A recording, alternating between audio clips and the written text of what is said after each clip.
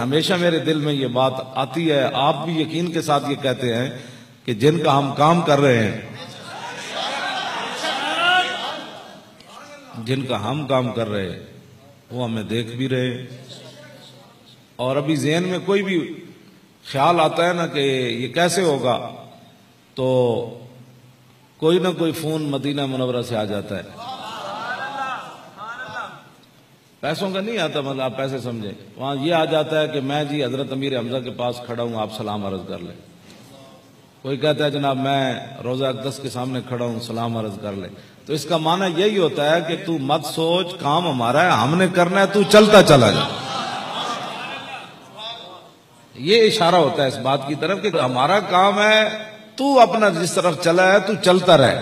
پہلے بھی تو نے کچھ نہیں کیا، اب تو کیا کرے گا؟ کام جن کا ہے وہ کر رہے، وہ دیکھ رہے. یقین جانے میں سفر میں ہوں، حضر میں ہوں، تھوڑی سی کوئی آتی ہے نا بات، یہ کیسے ہوگا، تو فوراً 2-4 منٹ کے بعد فون آ جاتا ہے کسی اجنبی بندے کا. جی میں آپ سے تقریریں سنتا ہوں، تو اس وقت میں بالکل مواجہ شریف کے سامنے کھڑا ہوں، میں اس وقت سامنے میرے گنبد، میں چھتریوں میں کھڑا ہوں، اس وقت جی میں جناب وہ خندق کے میدان میں کھڑا ہوں، اس وقت میں مسجد قباء میں کھڑا ہوں، اس وقت میں فلاں جگہ کھڑا ہوں، میں بدر شریف کی طرف جا رہا ہوں، میں بیر روحا پر پانی لینے کے لیے جا رہا ہوں، میں آپ کی امی جان کے مزار مبارک کی طرف جا رہا ہوں. تو میں نے کہا چلو آپ کو بھی فون کر دیں، تو میں سمجھ جانا بھی گل وچ ہو رہے. اس واسطے یہی تو امتحان ہے تنویر،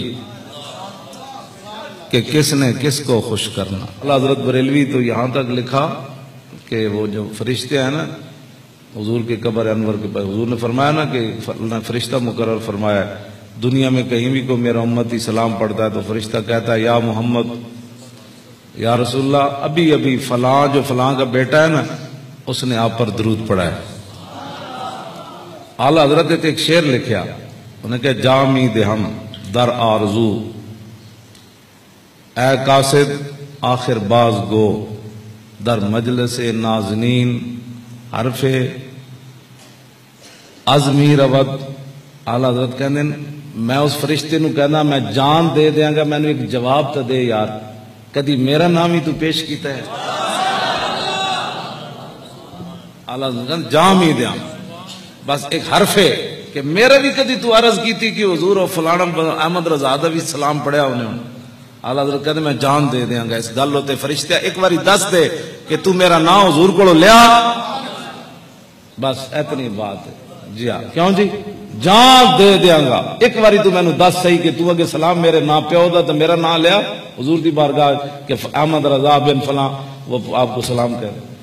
تو اگر اس زون میں ہمارا نام آ جائے کہ حضور فرمائیں کہ ان کا کیا بات ہے، انہوں نے میری ختم نبوت پر کتنا پیرا دیا، انہوں نے فیض آباد کی ٹھنڈی ہوائیں نہیں دیکھی، انہوں نے شیل نہیں دیکھے، انہوں نے بھوک نہیں دیکھی، اور یہ صبح اور شام یہی کہتے رہے تاجدار ختم نبوت. تو اگر رسول اللہ کی مجلس میں یہ بات ہو جائے تو پھر بتائے ہمارے پیچھے کیا کسی چیز کی ضرورت رہ جاتی ہے، پھر کچھ نہیں رہ جاتا.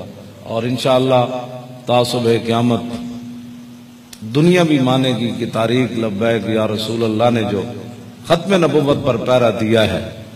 بڑے بڑے جماعتیں، بڑے بڑے شخصیات، بڑے بڑے پیسے والے، بڑے بڑے لوگ تھے، چوں بھی نہ کر سکے. اور یہ وہ جماعت تھی جنہوں نے چوں ہی نہیں، جانے دے کر 12,000 شل کھا کے مری کی ٹھنڈی ہوائیں برداشت کر کے پیرا دیا ہی نہیں، بلکہ وہاں سے پھر کہا کہ تاجدار ختم نبوت.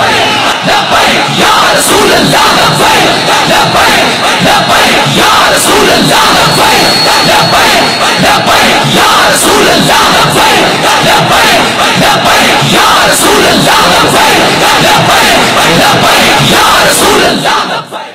بالکل اعلان ہم یہ بات کر رہے ہیں.